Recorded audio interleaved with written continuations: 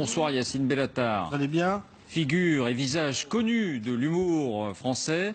C'est difficile de dire ça après l'imam Chalgoumi, mais c'est vrai que je fais de l'humour. Pourquoi dites-vous ça? On n'a pas beaucoup de temps, mais je pense qu'en fait, je vous ai écouté depuis tout à l'heure. Merci déjà pour l'invitation, mais je pense que le 13 novembre, a-t-on vraiment tiré les leçons? Est-ce que vous comprenez que les leçons, c'est pas l'immigration, c'est pas la banlieue, c'est de la francophonie? Les terroristes sont belges. Est-ce que vous allez inviter tous les Belges? Est-ce que ça remet en question Tintin? Je veux dire, là, je suis outré par ce que j'entends. C'est pas... Attendez, vous pensez que le contexte social, le contexte religieux n'ont aucune importance, par exemple? Non, mais que vous le vouliez ou non, il y a des musulmans en France. C'est incroyable. Mais il s'avère que la plupart vivent bien le fait d'être français et musulmans. Il s'avère que ceux qui se font remarquer le font de manière sordide et extraordinaire. De là à jeter l'opprobre sur des millions de musulmans, c'est là que nous, humoristes, on vient pour caricaturer une caricature déjà très grande. L'imam Chalgoumi, je suis désolé, vous avez écrit un livre avec lui, je suis même pas sûr qu'il ait écrit. Oh, si, ça, je peux témoigner qu'il a... Aujourd'hui, est-ce que l'imam Chalgoumi est français? Pardon? Est-ce que l'imam Chalgoumi est français? Non. Est-ce que les imams, est-ce que les gens que vous invitez sur votre plateau... est franco-tunisien. Mais c'est très bien, mais moi je vous parle de français. Quelque chose de non négociable. C'est quoi être français? Enfin, ça fait 10 ans qu'il vit en France, non, 15 mais ans. Très bien, moi mon père, ça fait 40 ans qu'il est en France. Est-ce qu'il est autant français que moi? Non. Moi je vous parle de la France, celle de Charles Trenet, la douce France, de grandir en France, d'être né en France, de pleurer quand on perd une Coupe du Monde, d'être touché dans sa chair. Quand le Bataclan est arrivé, nous avons été touchés dans notre chair, nous Français.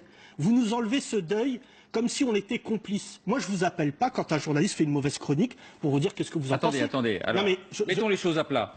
Qui, sur ce plateau, a fait l'amalgame, d'après vous, entre les musulmans et les attentats? Mais vous vous rendez compte qu'il est 19h30, que des millions de Français sont devant leur télé, et qu'on vient de faire un lien entre les migrants et l'islamisme.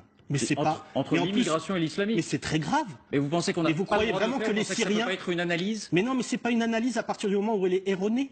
Est-ce que vous croyez que des gens qui sont à Calais, qui sont remplis de boue, à qui on casse la gueule et qui veulent aller en Angleterre, en ont quelque chose à faire du Bataclan? En même temps, Yacine Bellatar, des gens ont été troublés de voir qu'une partie des terroristes du 13 novembre était passée par la Grèce et par les centres Et je vous dis que moi, je suis allé à Molenbeek.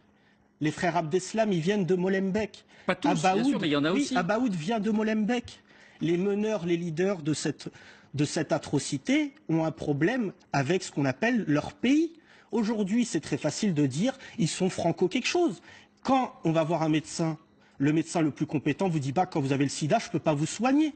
On n'est pas en train de soigner un petit malaise. Ça fait 30 ans qu'on explique que les Français veulent à un moment être reconnus comme tels. Est-ce que, pour répondre à votre question, est-ce qu'il y a un lien qui est fait? Oui, par une espèce de Premier ministre sordide qui s'appelle Manuel Valls, que vous recevez. Il y a 577 députés, c'est le seul que vous recevez. Les 576 autres, ils ont quelque chose à dire. Non, mais laissez-moi. Attendez, on peut être en désaccord, sans être désobligeant. Il a une analyse. Mais quelle analyse? Mais aujourd'hui, je vous donne un exemple. Balance ton porc. C'est quand même fou. Est-ce qu'un pervers a une origine?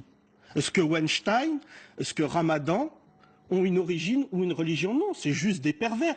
Depuis une quinzaine de jours, on nous explique que Tariq Ramadan serait plus pervers que les autres et que c'est lié à l'islam. Non, c'est pas lié à l'islam, c'est lié au fait qu'aujourd'hui, il y a des hommes, une certaine catégorie, mais excusez-moi, on peut pas tout islamiser. Quand vous parlez, a-t-on vraiment tiré les leçons? Ça fait maintenant 2 ans que sur vos plateaux télé, vous, David Pujadas comme d'autres, vous donnez la parole à des gens qui ne représentent qu'eux-mêmes. Ce que j'ai aimé avec votre sujet sur Chalgoumi, c'est que vous n'avez pas fait un plan large. Parce que, excusez-moi, j'ai une petite formation de journaliste. Le plan large, il aurait montré quoi? Ils étaient 24. Ils étaient quelques dizaines, on l'a dit. Ils étaient 2 dizaines, c'est pas la peine de dire. Oui, c'est ce qu'on appelle un échec. C'est-à-dire que je pense pour un rassemblement de foot en salle, il y a plus de monde. Ce qu'on montre là, c'est que ces gens... Vous les invitez... Personne n'a dit le contraire. Et moi, je vous dis, et je dis ça à toutes les personnes qui programment les émissions de télé. Invitez des gens qui veulent renouer avec les valeurs de la France. N'invitez pas des pseudo-humoristes, des gens qui me prennent mon métier. Moi, je suis un humoriste, j'écris des blagues. Il y en a, ils le sont. Aujourd'hui, vous prenez Manuel Valls, vous prenez Caroline Fourest, vous prenez le Printemps républicain, vous prenez Mohamed Sifawi, qui vient tout le temps ici. C'est le débat. Caroline Fourest, elle a une analyse. Manuel Valls, il a une analyse. Pourquoi leur analyse? On peut ne pas être d'accord. Mais pourquoi leur analyse est plus intéressante? On peut ne pas être d'accord, mais sans les insulter. Mais est-ce que j'étais insultant? Vous avez dit sordide. Mais sordide n'est pas une insulte, c'est un constat. Je vous dis que des millions de Français qui payent un moment leurs impôts. J'ai le maire de Grigny qui est en face de moi. Vous voulez poser la question sur le lien de banlieue? Le 16 octobre, on était ensemble. Malheureusement, il a été tué par un événement encore encore plus tragique de ce dont tous vous parlez. Deux personnes qui n'avaient pas atteint leurs 30 années sont mortes, tuées par un autre individu de Grigny. Ça montre qu'il y a une génération qui n'est pas liée à l'islam, qui est liée à une violence, que les maires de banlieue aujourd'hui sont otages de celle-ci. Et pour vous parler de ma génération, moi j'ai 35 ans, l'islamisme est une forme de rupture qu'on offre à la France, aux gens de banlieue. Moi, ma rupture, et je l'ai partagée avec Ross, puisqu'on se connaît depuis bien longtemps, c'était quoi? C'était la culture hip-hop. Avant, les rappeurs racontaient notre quotidien. On n'avait pas le droit d'exprimer notre colère d'une autre manière, puisqu'ils le faisaient. Aujourd'hui, les rappeurs, Dieu merci, pour la plupart ont réussi, sont devenus des hommes d'affaires, et on cherche le tumulte avec la France à travers un autre exutoire. Et il est légitime.